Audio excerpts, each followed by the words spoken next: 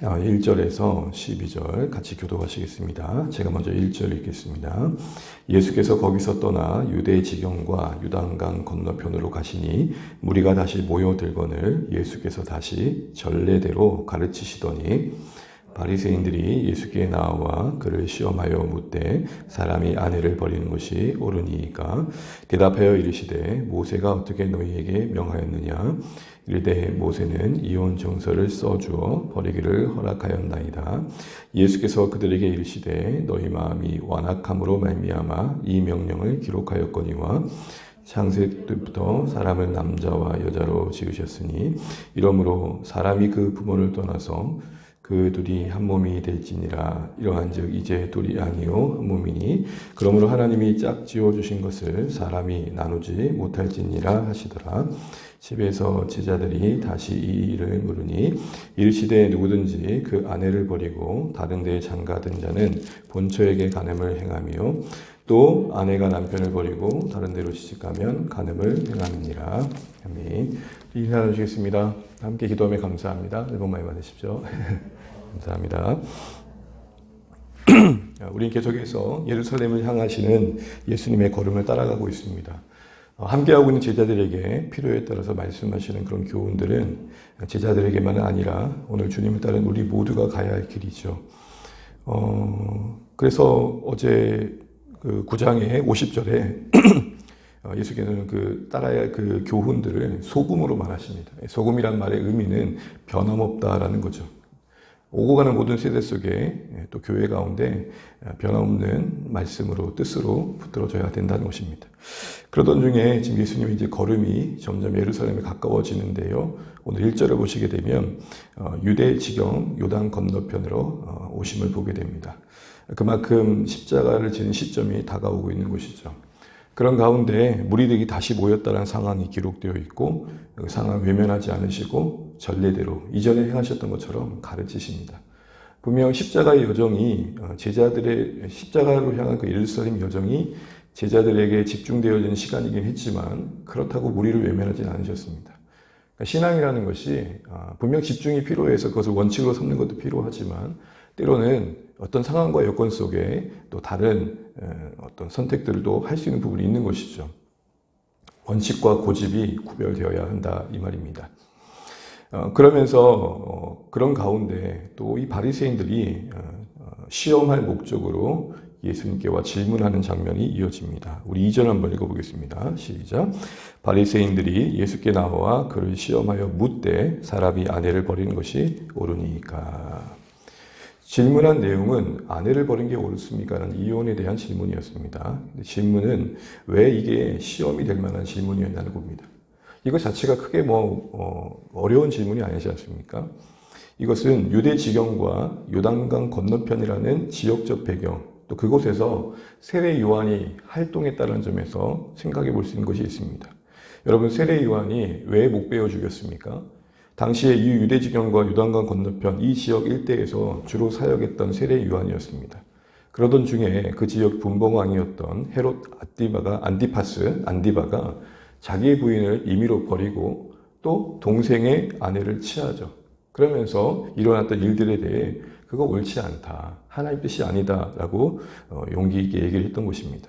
그게 불편했던 상황 속에서 여러분 잘 알고 있는 것처럼 결국은 그 여인의 원한대로 목베어 죽임을 당하게 되죠.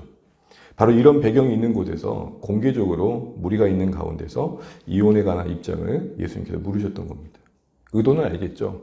만약에 공개적으로 이혼은 정당하지 않다 이렇게 얘기했을 때에 아마 예수님은 정치적인 하셨던 말씀이 이 바리새인들의 무리들에 의해 헤롯 왕에게 들려졌을 거고 예수님도 어쩌면 불필요한 어려움을 겪을 수 있는 상황이 되었던 것입니다. 예수님 직접적으로 대답을 하지 않고 되려 물으시죠. 4절 말씀, 3절, 4절 말씀 같이 한번 읽겠습니다. 3절, 4절 시작. 대답하여 이르시되 모세가 어떻게 너희에게 명하였느냐. 이르되 모세는 이혼 증서를 써주어 버리기를 허락하였나이다. 예수님은 모세가 뭐라고 했느냐, 율법에 뭐라고 적혀 있었지? 라고 물으시죠. 지혜롭게 말씀하시는 거죠. 이에 대해 말씀 읽은 것처럼 바리새인들이 4절과 같이 답합니다. 이 말씀은 신명기 24장에 나와 있는 말씀을 근거한 건데 그 말씀에 근거해서 뭐라고 얘기하고 있냐면 이혼을 써주어 버리라고 했다라고 말을 합니다. 그것을 허락했다고 말합니다. 그런데 5절에 보면 그 말씀에 대해 예수님이 이렇게 말씀하십니다. 5절 한번 읽어보겠습니다. 시작. 예수께서 그들에게 이르시되 너희 마음이 완악함으로 말미암아 이 명령을 기록하였거니와. 주목하셔야 될 표현은 완악함이라는 겁니다. 이혼을 어떤 증서를 써서 허락했다라는 사실, 그 사실의 이면에는 배경이 있다는 것이죠. 모세가 그것을 허용할 수밖에 없었던 배경, 그게 뭡니까? 이스라엘 그 마음의 완악함입니다. 이 완악함이라는 것은 하나님 뜻대로 하고 싶지 않은 고집, 그 중심에 있는 욕망과 이기심을 말할 것입니다. 그럼 그 완악함의 실체는 무엇이었습니까? 바로 당시에 남성들이 임의대로 사회적 약자였던 아내들, 여성들을 대했던 그 부분이 있었습니다. 그러니까 당시에는 이혼이 남성의 선택에 달려 있었고, 그리고 그 사유가 말도 안 되는 것들이 참 많았습니다.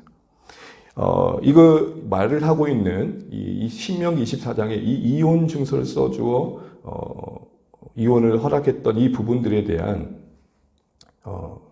배경 속에서 이것을 적용하는 데 있어서 당시의 율법학자들 중에 조금 더 자유로웠던 힐렐 하파는 어느 경우까지 이혼을 허락했냐면 아내가 요리를 하다가 태웠다. 그러면 너 나가. 밥이 좀 짜다. 너 나가. 그러니까 남자가 기분 따라서 감정 따라서 자신의 욕망을 따라서 사회적 약자였던 아내를 내쫓기도 하고 또 폭력을 행하기도 하고 또 수치를 끼치는 일들을 했더라는 것입니다. 그러니까 그런 상황 속에서 그 상황 속에서 여인들이 있으면 얼마나 힘들겠습니까? 그러다 보니까 허용했던 부분들이라는 것이죠. 결국 하나님의 뜻은 원래 그렇지 않다 하시면서 그래서 6절부터 9절까지 말씀하시는 겁니다. 그러니까 6절부터 9절 말씀 다시 한번 읽어보겠습니다. 시작. 창조 때부터 사람을 남자와 여자로 지으셨으니 이러므로 사람이 그 부모를 떠나서 그들이 한 몸이 될지니라. 이러한즉 이제 둘이 아니요 한 몸이니 그러므로 하나님이 짝지어 주신 것을 사람이 나누지 못할지니라 하시더라. 아멘. 하나님의 창조 당시에 가정을 세우심의 뜻을 상기시켜 주십니다. 너희들의 완악함으로 인해 가정이 어그러지고 또 어려움을 겪는 거, 그리고 그것이 남성의 어떤 우월감과 또 남성의 권한에 의해서 좌지우지 되는 거, 그거 원래 하나님께서 계획하신 게 아니다. 여러분, 남자와 여자라고 했을 때 이 남자 여자는 동급을 말하는 병행어를 말합니다. 그 동급 연결어예요. 그러니까 남자와 여자에서 두 번째 여자가 있다는 말이 아니라 같은 위치에 있다는 얘기를 하시는 거고, 또한 둘이 한 몸이라는 이 말 속에서는 조화와 또 하나님께서 원하시는 가정의 그림 속에는 서로가 서로를 통해서 세워줌 있는 더 선한 뜻이 있다라는 말씀을 지금 하고 계시는 겁니다. 그런데 그것이 임의로 편리대로 기분 따라 이혼을 행하는 너희들의 잘못된 행태 때문에 지금 어그러지고 있는 거야. 무슨 말씀하시는 겁니까? 결혼을 가볍게 생각하는 그들의 생각들을 질책하시고 하찮은 이유들로 편의를 따라 그렇게 이혼하는 건 하나님 뜻은 아니야 라고 이야기하고 계시는 겁니다. 그러면서 여러분 맥락을 보면 그렇다면 9절에 우리가 잘 알고 있는 하나님이 짝지어 주신 것을 사람이 나누지 못한다 할 때 이 사람은 맥락으로 보면 남편인 거죠. 그리고 이 나눈다라는 표현은 현재형입니다. 습관형이에요. 무슨 말이죠? 이혼이 어쩌다 한번 일어났던 일들이 아니라 남자들이 임의로 계속해서 편리를 따라 했다는 거예요. 근데 그게 성경의 창세기에 기록된 이 하나님의 원래의 뜻에 비하면 잘못된 거야 이 얘기를 하고 계시는 겁니다. 그러니까 이혼 자체를 정죄하다기보다는 편리를 따라 임의를 따라 욕망을 따라 욕심을 따라 그 완악함으로 이혼하는 행태에 대해서 지금 지적하고 계시는 거죠. 여러분 이렇게 쭉 보면서 들었던 질문이 그거예요. 왜 갑자기 결혼의 이야기고 이혼의 이야기지? 그럼 지금 예수님께서는 십자가를 향해 가고 있고 그 여정 속에 제자들에게 소위 제자도를 말씀하십니다. 물론 소급해서 정리해보자면 가정에서도 하나님 뜻이 이루어져야 된다. 맞습니다. 그러나 조금 더 보면 이 가정의 결혼과 이혼의 이야기를 가지고 하시고 싶은 제자도의 본질이 있다는 것입니다. 이 말씀을 통해서 이 사건을 통해서 드러내고 싶었던 뜻은 무엇일까요? 그 첫 번째는 사람들이 욕심으로 하나님 나라의 질서를 어그러뜨릴 수 있음을 보여주신 겁니다. 여러분 다시 우리 4절 말씀 다시 한번 읽어볼까요? 죄송합니다. 2절 말씀, 4절 말씀, 2절, 4절입니다. 시작. 바리새인들이 예수께 나와 그를 시험하여 묻되 사람이 아내 버리는 것이 옳으니까. 4절. 이르되 모세는 이혼 증서를 써주어 버리기를 허락하였나이다. 이 두 말씀을 보시게 되면 첫 번째, 여러분 이 이혼의 문제를 지금 바리새인들 뭐라고 표현하고 있죠? 아내를 뭐 했다 그래요? 버린다. 이 말 안에 담긴 마음을 읽어내셔야 됩니다. 헤어진다고 표현하는 게 아니라 동등한 입장에서의 어찌할 수 없는 선택이라고 말하는 게 아니라 버린다고 말합니다. 여기에 뭐가 있습니까? 남성들의 우월감이 있고 욕망에 붙잡힌 남성의 모습들이 있는 거죠. 하나님께서 남성에게 질서를 상한 권위를 부여하셨던 것은 섬김의 목적이었을 텐데 그것이 함부로 임의대로 발휘되면서 가정이 깨어지는 현실을 지적하고 계신 겁니다. 가정만 그럴까요? 교회와 공동체 안에 부여하신 권한이 욕심을 따라 그 안에 이루어져야 할 하나님의 질서를 어그러뜨리는데 쓰여질 수 있음을 말씀하시는 겁니다. 우리는 이 말씀 앞에서 단순히 가정 안에서 이루어진 이혼의 모습만이 아니라 우리 안에서 헤어져서는 안 되는 헤어짐들이 만들어질 수 있음을 보셔야 돼요. 교회 안에 한 목회자의 욕망의 칼부림에 헤어져서는 안 되는 성도들의 헤어짐이 있습니다. 욕심으로 어그러뜨려지는 우리의 일상이 있습니다. 단순히 헤어진다고 표현해야 할 이 말을 버렸다라는 이 말 안에 우리는 너무 안타까움을 보는 것이죠. 그 권한을 남성들에게 부여하지 않으셨음에도 불구하고 그 사회적 분위기와 그들이 주도해 있는 상황 속에 이 버려지는 상황 속에 여인들은 약자가 될 수밖에 없었습니다. 두 번째로 드러내시는 하나님 나라와 관련된 제자도의 원리는 뭐냐면 이것도 문제인데 그 욕심을 정당화하는 데 있어서 성경을 왜곡하여 그 정당성을 부여하더라는 겁니다. 이게 더 큰 문제입니다. 여러분 우리가 방금 읽었던 4절 말씀 다시 한번 보면 모세는 뭐라고 하라고 했지? 라고 했을 때 이들이 대답한 답이 무엇이죠? 이혼 증서를 써주어 버리기를 허락하였다 말합니다.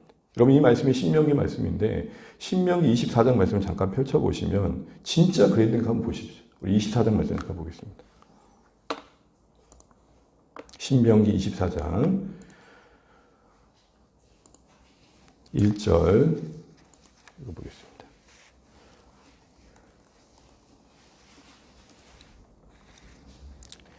신명기 24장 1절 한번 읽어보겠습니다. 시작. 사람이 아내를 맞이하여 데려온 후에 그에게 수치되는 일이 있음을 발견하고 그를 기뻐하지 아니하면 이혼 증서를 써서 그의 손에 주고 그를 자기 집에서 내보낼 것이요 라고 되어 있습니다. 버리라고 하지 않고 있고 내보내라고 말씀하고 있고요. 그리고 무조건 이혼 증서를 쓰라고 한 게 아니라 조건이 있죠. 뭐가 발견되었을 때요?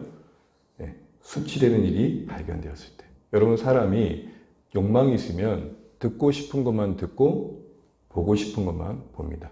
뭐 만드는 거예요? 이혼 증서 내보내는 거. 그러니까 이혼 증서를 쓸 수밖에 없는 상황은 상관없고 그냥 이혼 증서 쓰면 편리대로 이혼시킬 수 있어. 이 얘기를 하는 겁니다. 이게 무슨 말입니까? 자기의 이기심을 지지하는 쪽으로 욕망을 정당화하는 쪽으로 말씀이 지금 쓰여지고 있는 겁니다. 전혀 성경의 신명기 24장 의도는 그게 아니었습니다.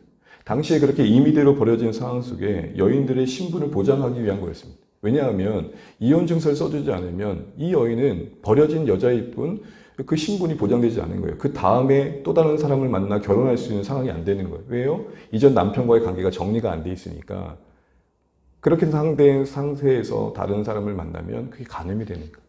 그래서 헤어지고 어쩔 수 없는 이유들로 지금 나뉘어진 상황을 보장해주는 그 여인의 신분을 보장해주는 차원에서 이혼 증서가 필요했던 것입니다.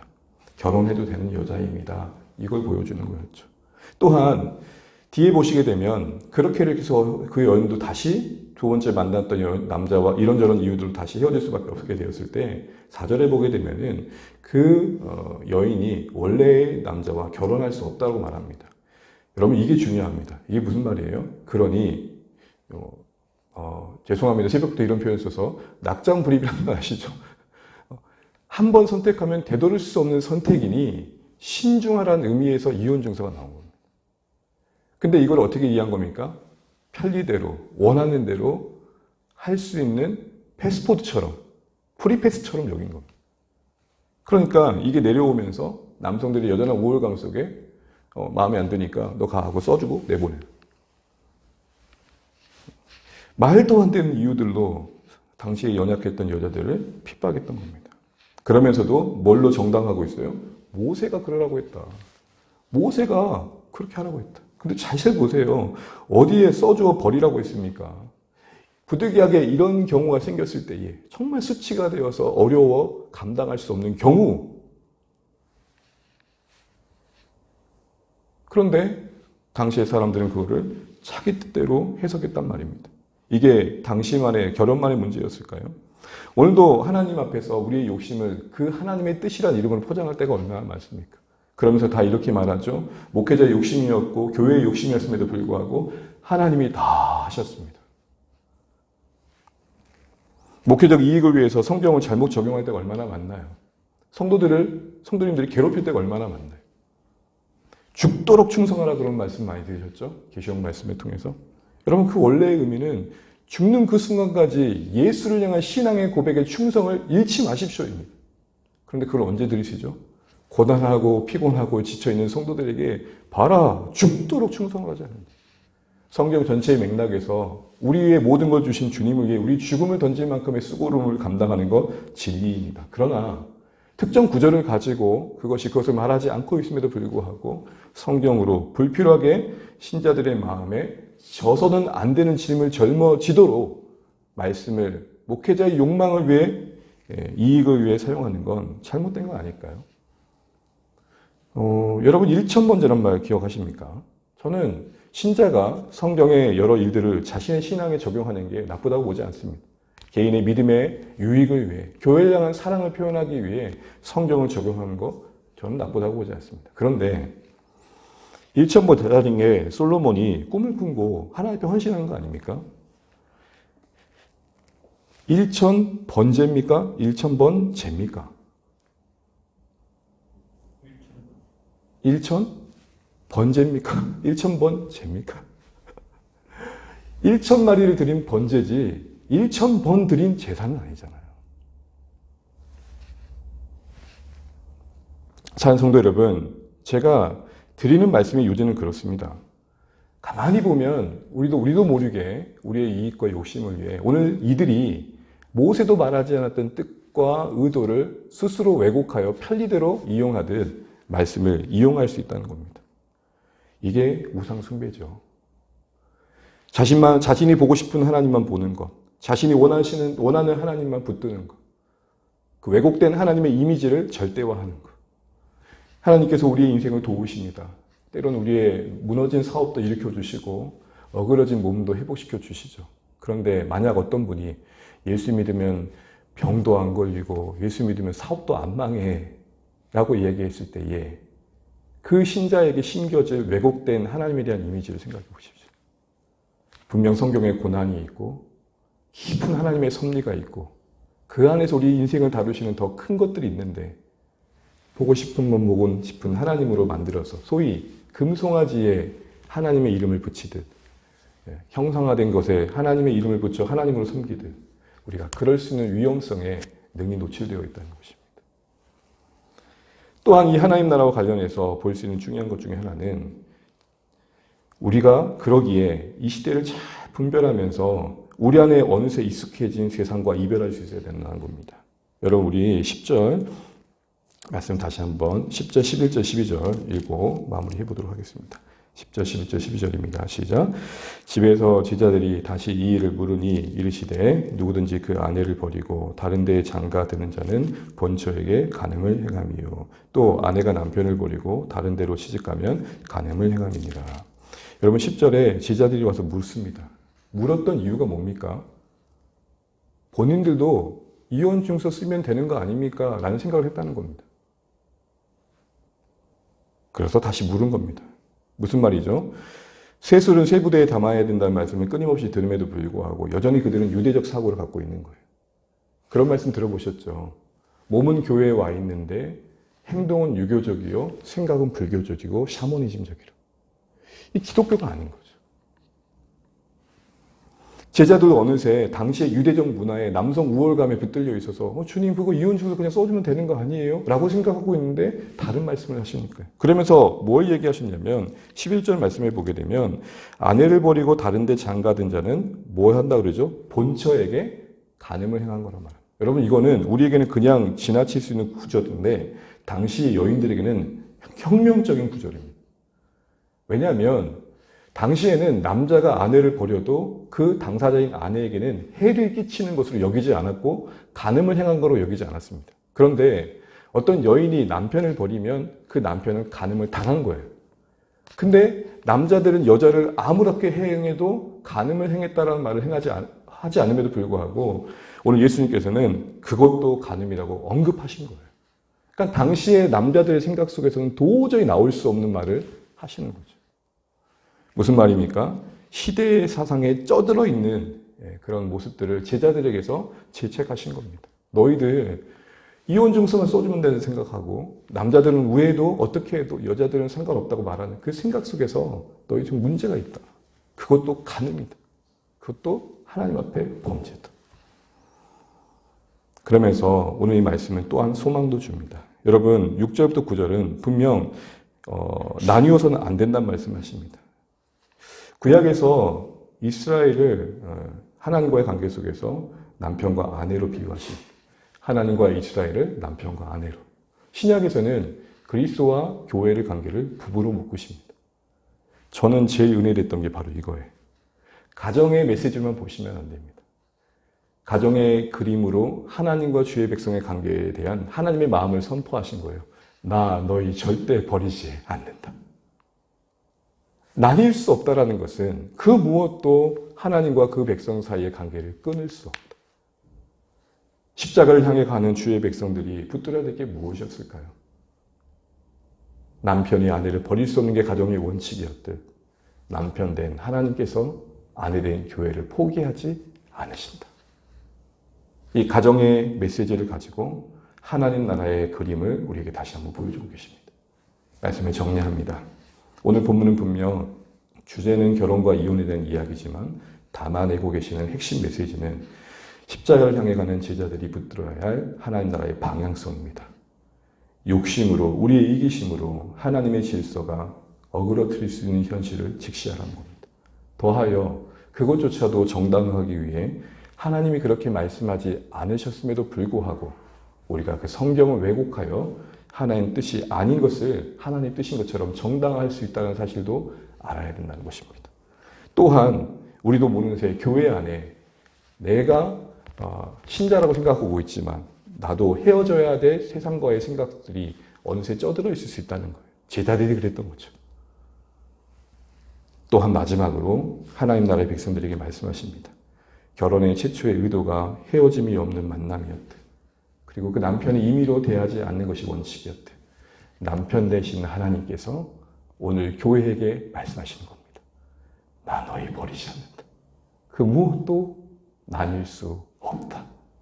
오늘 이 말씀 앞에 다시 한번 십자가를 향해 걷는 우리의 걸음걸음들이 이 시대와 분명한 결별을 하며 또한 하나님과의 관계 속에서 헤어져야 될 것들을 헤어져며 하나님과의 관계 속에서는 깊은 신뢰 속에 걸음을 내딛는 오늘 우리의 하루하루이시기를 주님의 이름으로 축복합니다. 찬양하시겠습니다. 찬송가 잠시만요. 425장입니다. 찬송가 425장 찬양드리겠습니다. 주님의 뜻을 이루소서 찬양드리시고 기도하겠습니다.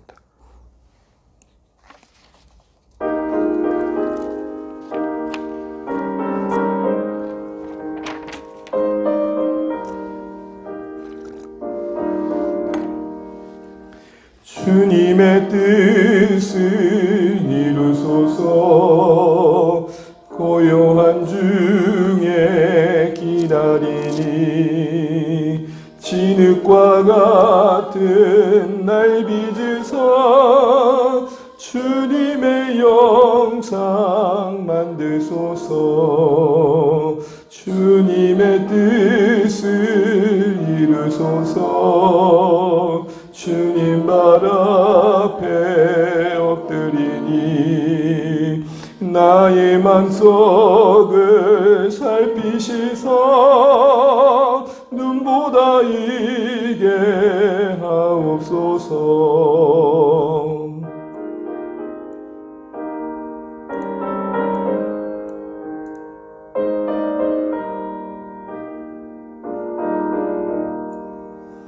주님의 뜻을 이루소서. 병들어 몸이 피곤할 때 권능의 손을 내게 펴서 강건케 하여 주옵소서. 주님의 뜻을 이루소서. 온전히 나를 주장하사 주님과 함께 동행함을 만민이 알게 하옵소서.